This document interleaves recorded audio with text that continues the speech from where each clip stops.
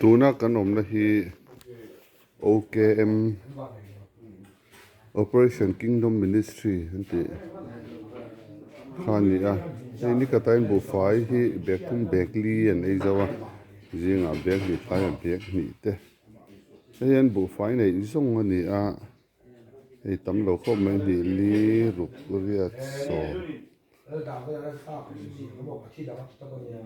bek som li borvel chu lo man hi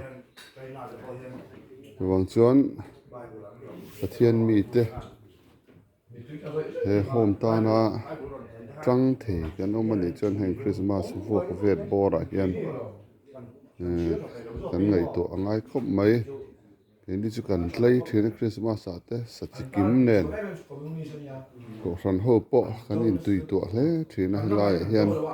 lalpa mangai te tran pui ngai tam tak an lo om mi za thum chuang tuna hian an oma OKM a hian